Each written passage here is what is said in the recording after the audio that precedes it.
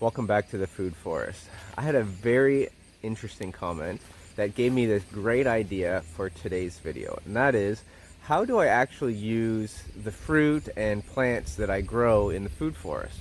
A lot of what I grow you don't find in a grocery store, so when people hear about Jerusalem artichokes or elderberries or currants, a lot of people will know some of these fruits. Some people might know them, but a lot of people won't know what they are or what the best thing to do with them is. I've been living in this food forest now for about 8 years, so I've tried a lot of different ways to eat a lot of different fruit. So, what's my favorite thing to do with Jerusalem artichokes? What's my favorite way to eat elderberries? What's my favorite way to eat different grape varieties? What about autumn olive? How do I eat these things? How do I cook with them? So if that sounds interesting, stick around. This video is going to be very interesting indeed.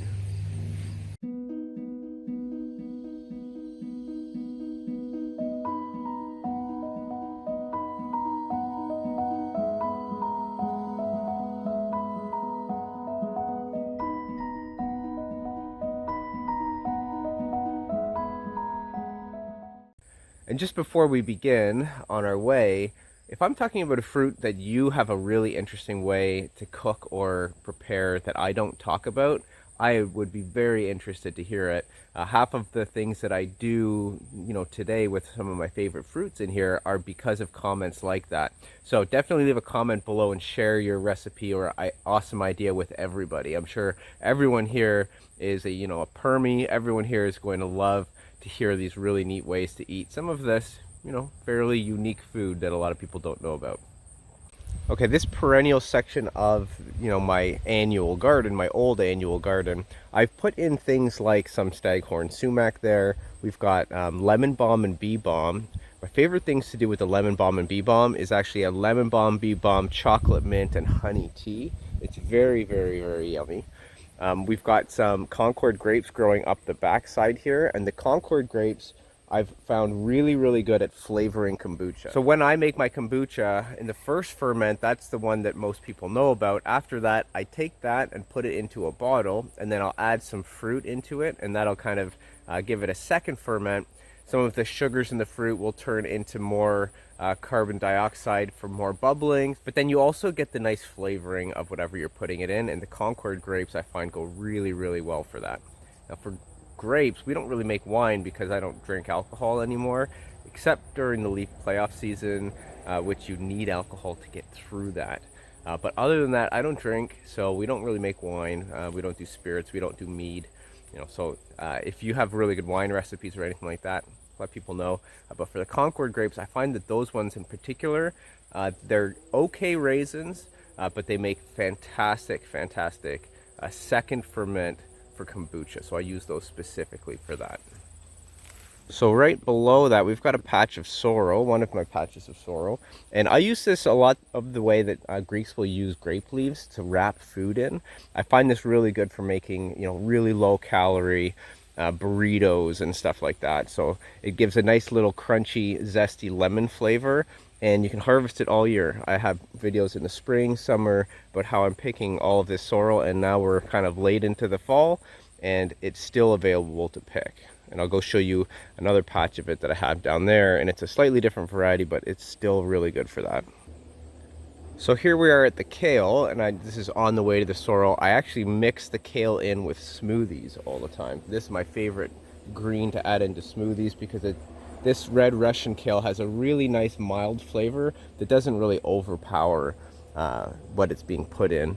We've got raspberries on the back here. I actually don't know what variety these raspberries are because they came unmarked when I bought them. But my favorite thing for raspberries is actually fresh eating or jam. Those are the two best. And I tried to wait out my neighbor who's decided to start wood chipping pretty much as soon as I start doing videos. That is what happens. Everyone decided to make as much noise as possible. There's the other thing of sorrel down there, and that is so good, again, for just wrapping foods in and making a really, really healthy, burrito or sandwich or taco or whatever.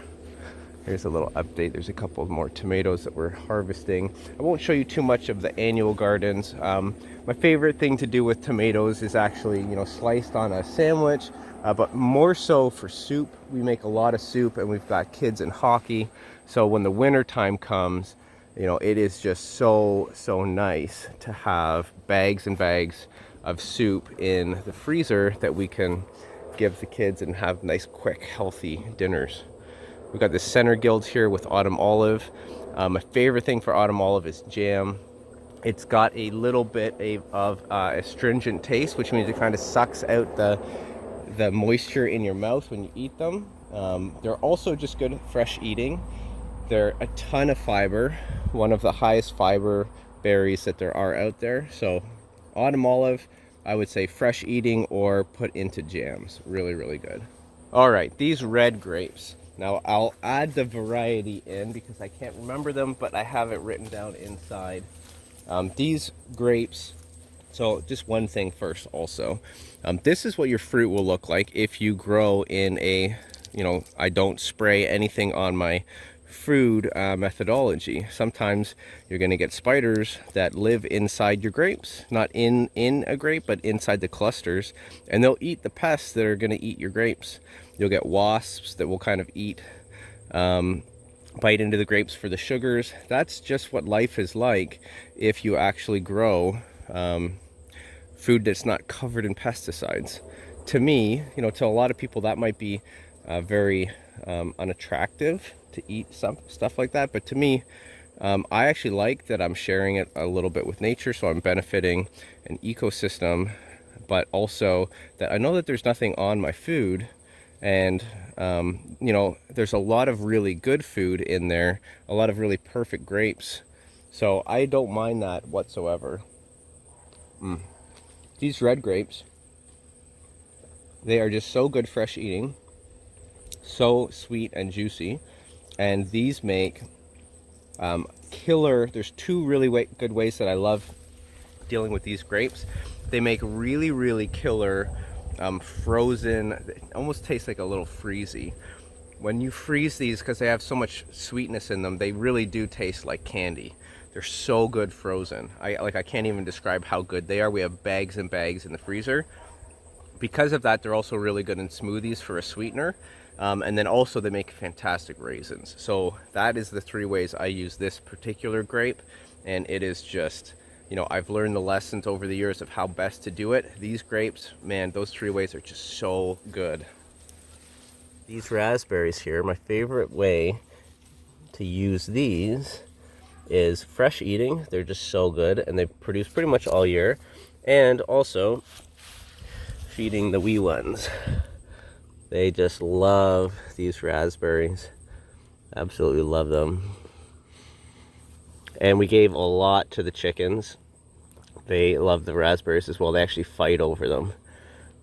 So she hangs out with me every time I come out here and get near the raspberry patch because she's just hoping for a snack.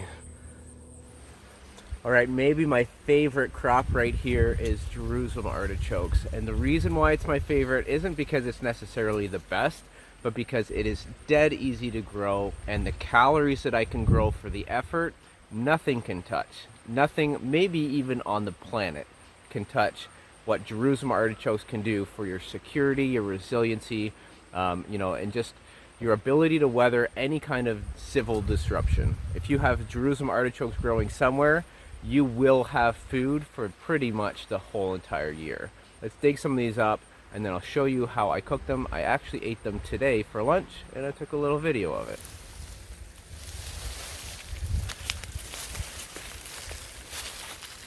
This here is what they'll look like. They'll have all these little tubers stuck into the roots. You can pull some of these out. I like them when they're a little smaller, so I try to pick them around now. They'll get bigger and bigger throughout the year. And you can actually just store these in the ground. You can just leave the plants alone. And each one of these would be a new plant if you want to spread them. But they're also a fantastic energy source. And then you basically just wash these off, grind them up, and then I turn them into what's like a Ukrainian potato pancake called daruni. And I have a video on how to do it. I'll give a link to that video, and then I'll also show you what they actually look like, what my lunch looked like today, eating these Jerusalem artichokes.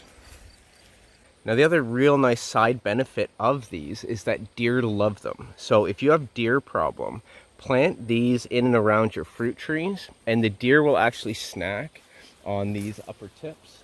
So they'll actually snack on the flowers and all of the nice juicy greens. It's in the sunflower family, and this will be deer deflection. They'll eat this instead of your actual trees that you're trying to protect. All right, next up we've got mulberries. Now mulberries are a tree that hasn't produced on my property yet, but I do forage wild mulberries, and I've been eating them for a long time. My favorite thing to do with mulberries is just fresh eating. I'm sure a lot of people make mulberry jams and that kind of thing, but I just love fresh eating the mulberries. They're just so good right off the tree, and you don't have to do anything with them. They're just delicious. Now cherries, same thing. I just basically raw eat and forage the cherries straight off of the tree. Here's a persimmon tree, and I haven't had any production off of this tree yet.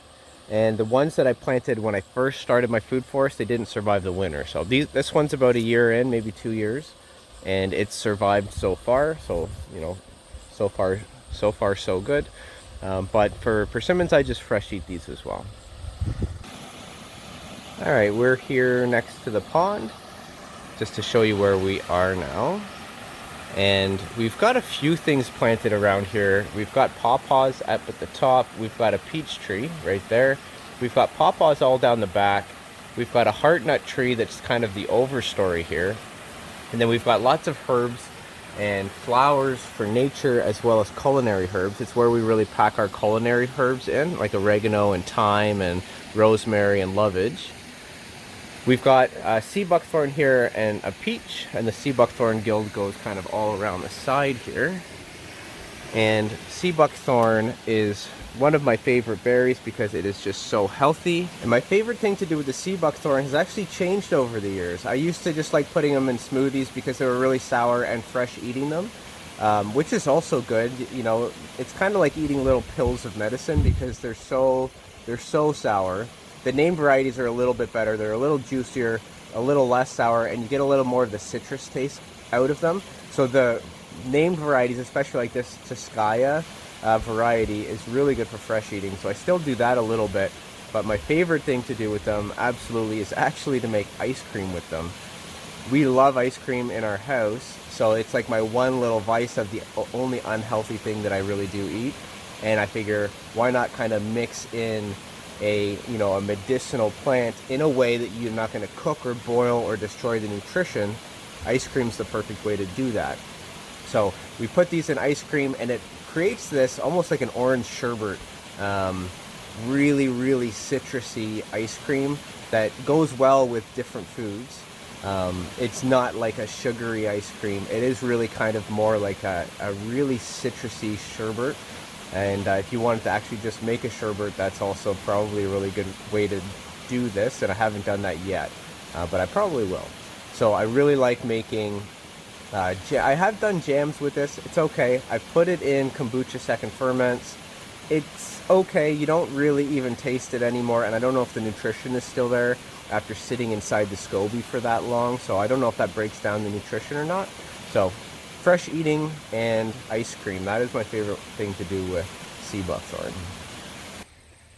All right, so here is my roses. This is rugosa rose, and these are rose hips. So a lot of people may not know that roses actually put on a little fruit at the end of the year, and you can eat these. So you can eat these fresh. They're okay. They're a little mealy. I don't know, do you want it? You seem to be trying to eat it. They're a little mealy, but my favorite thing to do with rose hips is actually to make jam with them. It's a nice medicinal jam, and it tastes fantastic. So rose hips, definitely jam. You can also make really nice tea with it, but I would say jam is probably what you want to do for the rose hips. Okay, here we've got gummy berry, and we actually don't have any berries on it right now. They're all done for the season. Gummy berry is a little bit like an autumn olive, but it's bigger and juicier, and it is a nitrogen fixer. So this is a great way to get nitrogen fixation into your food forest and get an edible crop.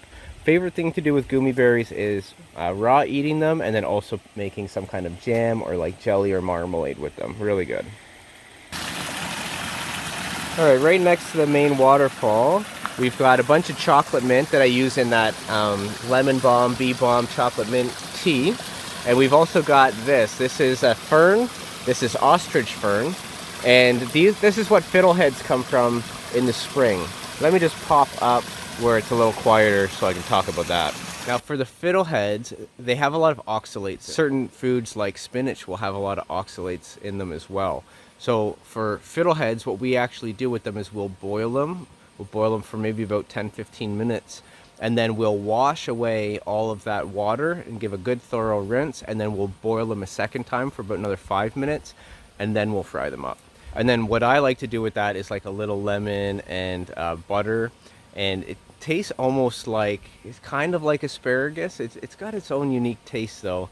To me, as a kid, I used to like escargot, and it kind of tastes to me like escargot, except you're not eating snails, you're actually eating veggies. I don't know, maybe I'm wrong.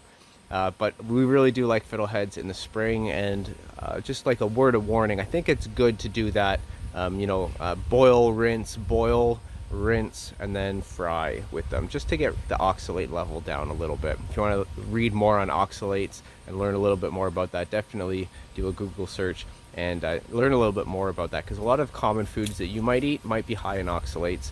And then you can also cross-reference any food you eat with Plants for a Future, which is pfaf.org. Put in, in a Google or a Ecosia search would be a better way. Put in, Fiddleheads PFAF, and it'll come up with a web page for Plants for a Future. And in that, it's a very well cited and documented, referenced scientific literature on different foods, different concerns, as well as how to propagate the plants, what the plant needs for soil and sun and water. So it's a great learning resource. Definitely use it, but you can also use it as a cooking resource for any kind of poison concerns that you might have. Let's look at another plant that has a similar poison concern, not oxalates this time, but something else. Okay, that plant is elderberry. So there's an elderberry here, and there's also another one here, but it's kind of surrounded by goldenrod. That yellow flower is the goldenrod. The elderberry is in back behind there. And you can see the little berries up top. I did a video recently on elderberry syrup, and that is how I like to use the elderberries the most. It's a very medicinal plant. Taking the syrup as a preventative can actually boost your immune system even when you're not sick, just so that you can prevent getting sick. There is literature out there to say that if you raw eat elderberries, you can get something building up in you. I've never been able to identify what the actual compound is though, but just so that you're aware, I think, from what I've read, you need a lot of it, and it's very hard to get that much unless you're just emptying an elderberry plant every single day and eating it all. So as long as you're not doing that, you should be okay. You can raw eat a few, don't be afraid of that. But in general, you're really best off to kind of boil them up, fry them up, get that heat going to break down that compound, and then you can use them in other dishes. Unfortunately, heating up the plant does actually destroy some of the medicinal properties of it. That's unfortunate, but I think it's better than bioaccumulating a lot of whatever the concern or toxin is. So I always stick to the safe choice, and I do boil my elderberries when I use them. And my favorite way to use them is in a syrup. Another good way is in a jam though. Alright, here we actually have a serviceberry tree. They're all dropping their leaves, so I'm showing you the nice top of the tree and not the, just basically done for the season bottom of the tree. But here is the serviceberry tree. This is a Canadensis variety of Alnifolia, and serviceberries are really good for raw eating. I just forage them. They're really high fiber. They're so small that they're kind of a pain to pick a lot of them in order to process them into food. So for that reason, just anytime I'm out and I see serviceberries, I grab a handful and I just eat them as I go. I don't make a dedicated serviceberry harvest day. The other thing is that serviceberries are a bird favorite, and birds to me are just I cherish them in my food forest. So I want to make sure that they have lots of food and they're really happy. They want to build nests here, naturalize on my land. So I really do focus on, leaving some sumac up here, for example. I leave a lot of this sumac up, even though I'll never use all the berries, and some of it does shade out my other plants. Actually still leave it up because I want habitat for the birds. I leave cedars up as well for the same reason. Even though they shade out some of my plants, it's an evergreen that in the early season, when nothing else has leaves, some birds can make nests in those, and then they'll actually be protected from predation, and they can start laying their eggs and naturalizing, and you get that cycle going. So remember that not everything is about food, not everything is about the culinary uses for the human. Some things are about building environments and ecosystems for nature, and birds are great for your food crops as well, because they eat so many pests that you really do want to focus on feeding them. You can either spray for pests, or you can hire a security crew, and this security crew doesn't take payment, they just require food and shelter. So just provide that for them, and you got low cost security for pests. So birds. I leave a lot of serviceberries up specifically because I just love my birds. All right, plum tree. No surprise, I just raw eat these. I don't really do anything with them. You can make plum jam and all that kind of stuff, but how much jam can you possibly eat? I got strawberries and grapes and raspberries and currants and haskellats and all these other great jams, so I don't make plum jam. I just eat my plums raw off the tree. Now, as far as strange fruit goes, I do have some jujubes and medlars that I'm pushing zone on. I haven't had any fruit off them yet, and actually I planted them in the wildflower hill, and they've kind of been swallowed by goldenrod. I don't know if they've survived this year. It's kind of a little bit of negligence on my part. I overplant, and then I forget about where I put everything. So now that I'm doing this video, I'm remembering, oh, I've got these neat fruit, and then, oh yeah, ooh crap, I actually think they're probably just swallowed by nature, but at this point. Those medlars, I know you can make like really good jam. I haven't had any yet, so I don't want to say that's what I do with them, so just heads up. You can make really good jam. They blet, and so they get really soft and like mega ripe, kind of like somehow you would eat some pears, or like American persimmons. So you'd let them blank, get really smushy, and then you would make a jam with them or something if you don't like really squishy food, like my wife doesn't like that.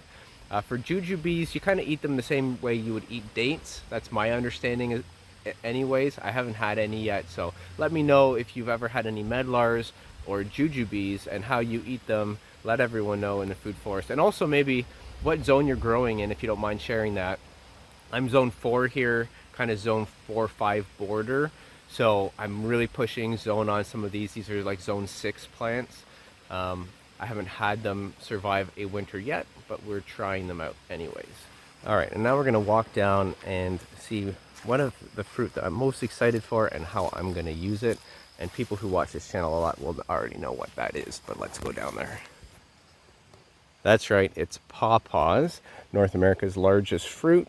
One of the oldest, most ancient fruits in North America that nobody knows about, or some people know about. Certainly not up here, maybe in the Carolinas and stuff, where pawpaws are naturalized all throughout your wilderness. You'll definitely know about them. Here we don't really know about them. These are Susquehanna varieties. There's a couple different varieties. And these here, I've heard that they make really good ice cream.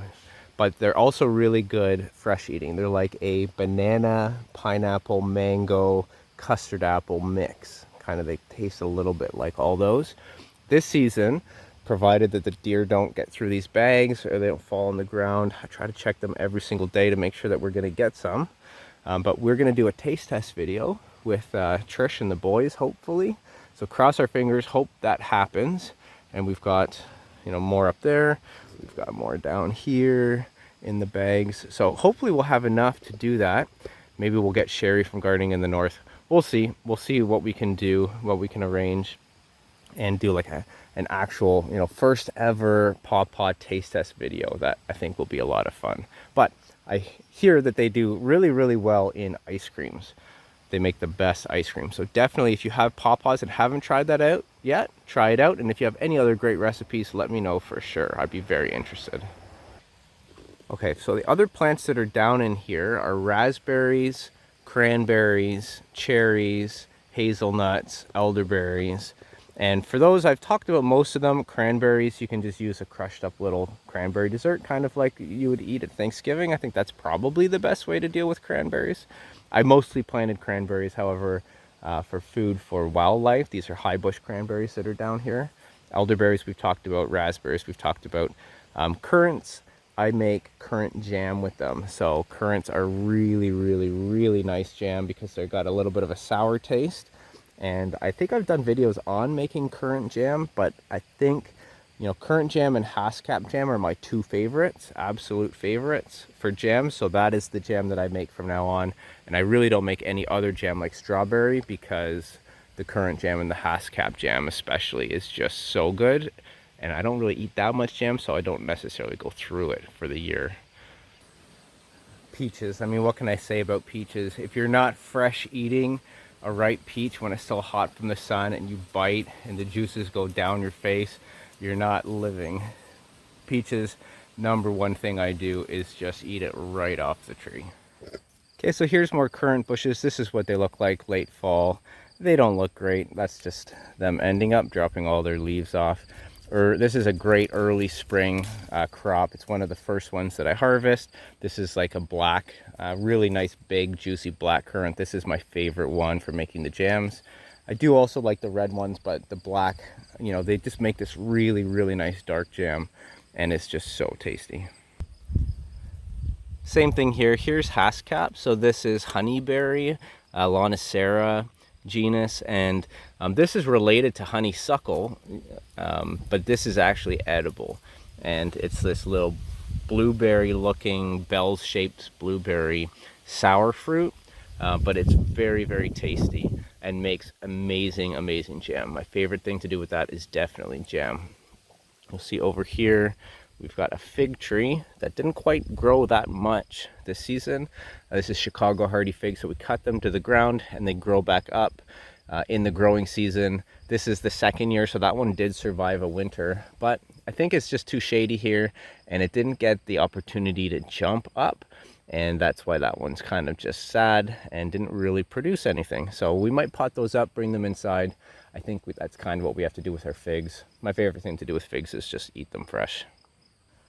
All right, pears. So pears are just a great work snack, school snack. I eat them raw. You know, fresh eating. I do also make pear sauce, which is really, really yummy. A little bit of cinnamon, maybe crush up some apple in that as well. I've got a masticating juicer that I use for that I highly recommend. It makes it so easy to kind of blend it up and make a really nice juice or sauce.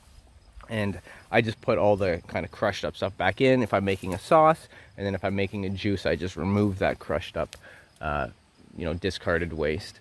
But pears, man, I absolutely love these. The Bosque will store a little longer, so I'll pick them and I'll eat these maybe sometime around January, February. So I'm still eating food out of my food forest that late, and they take some time to ripen off the tree, which I, you know, absolutely love. Bartlett, you got to eat them like a week after you pick them, or else they're completely garbage. So my Bartlett pears, I eat them right away. I've been eating those at work, and I actually took a bunch in for work for people. And these Bosque pears, I eat a little bit later on, and I make pear sauce with them. All right, here's our strawberry patch, and I actually don't even get to eat strawberries anymore because I put them in an area that the dogs can get at, and they eat all of them.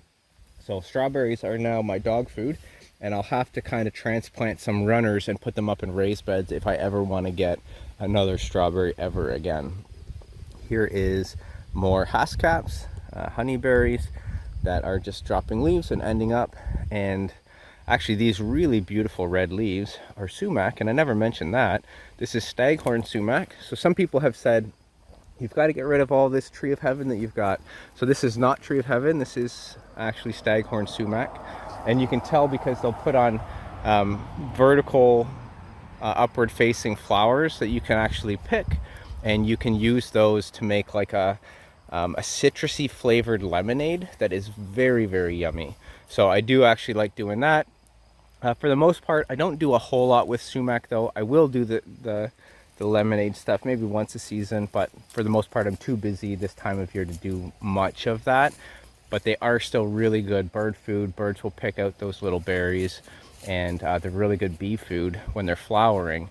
So I do really find a home for staghorn sumac, and I do enjoy it in my food forest. I also use it for trellises.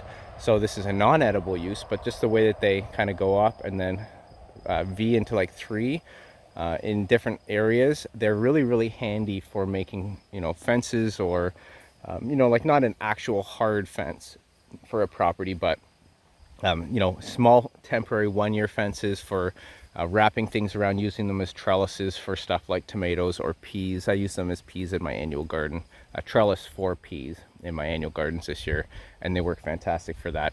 I also will cut them ground level when they're about 4 years old, and they'll regrow completely from that cut, and then I can use all that feedstock wood to make biochar, which I then put down in the soil of this swale, for example, and all through my gardens, and that is a 2,000-year fertility soil amendment. If you want to learn more about that, I have many videos on biochar. You can just search biochar Canadian permaculture legacy, and you will find hours and hours of rabbit holes to dive down into.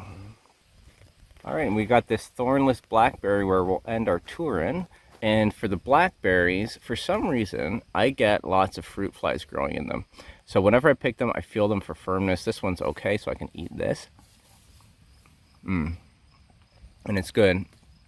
However, after a certain point of the year, some of the soft ones will actually have fruit fly larvae inside them. And because of that, and because we found a couple, my wife and kids really don't like these anymore, which is a shame. But the birds will still eat a ton of them, and then I basically come and just forage and pick these myself. And you can see that because of that, there's still a lot of fruit here that we haven't got to, and I just focus on other things. But there's you know, more blackberries here than you could ever eat, and this is just like the front corner of this giant guild here. So tons and tons of blackberries, but unfortunately you do, or we do anyways, get fruit fly larvae in them. So that might just be something that I have to deal with. Maybe it's just a little bit of extra protein when I eat my blackberry fruit, which I personally don't mind, but my wife and my kids don't really like that. Anyways, so personally, if I did start another food forest, I probably wouldn't have any kind of blackberries in them whatsoever. So thanks for watching. I probably forgot half the stuff. I didn't get it into any, you know, medicinals or herbs or anything like that. A video like this, I could literally go and talk for 4 hours on the plants that I'm growing in my food forest. I just kind of hit the major fruit. I mean, I didn't even talk about apples. If you like this video at all, let me know. Maybe I can do another series of videos on stuff like this. I hope that you found some cool ways to cook some fruit or food that maybe you won't find in a grocery store, but is really healthy and nutritious and grows really well in your area. Thanks for watching. See you on the next one.